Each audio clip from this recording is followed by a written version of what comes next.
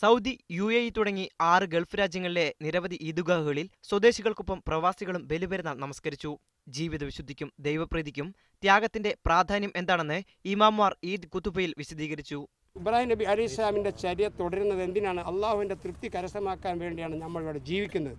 ആ ജീവിതം 5 നേരത്തെ നിസ്കാരം കൃത്യമായി നിസ്കരിച്ചുകൊണ്ട് തന്നെ സർവ്വ മുസ്ലിമീങ്ങളും സർവ്വ മോമിനികളും അള്ളാഹുവിന് നന്ദി ചെയ്താൽ അത് ഇബ്രാഹിം നബി അലൈഹി സ്വലാം സ്വന്തം മകനെ അറുത്ത അതേ തുല്യതയിൽ ആ സ്ഥാനത്തേക്ക് എത്തി. നമസ്കാര ശേഷം പരസ്പരം ആശ്ലേഷിച്ച് പെരുന്നാൾ സന്തോഷം പങ്കുവച്ചു. കുടുംബം കൂടെയില്ലെങ്കിലും നാട്ടിലും ഗൾഫിലും ഒരേ ദിവസമാണ് പെരുന്നാൾ ആഘോഷമെന്ന സന്തോഷത്തിലായിരുന്നു ഇത്തവണ പ്രവാസികൾ. ഗൾഫ് രാജ്യങ്ങളിലെ നഗരസഭയ്ക്ക് കീഴിലുള്ള അറവുശാലകളിലാണ് മൃഗബലി നടന്നത്. ഇതിൽ പങ്കാളികളാകാൻ പ്രവാസികൾക്ക് തടസ്സമില്ലെങ്കിലും കൂടുതൽ പേരും സ്വന്തം നാടുകളിലെ ബലിയിലാണ് പങ്കാളിത്തമെടുത്തത്. Haris Arukkulam, media 1 Dubai.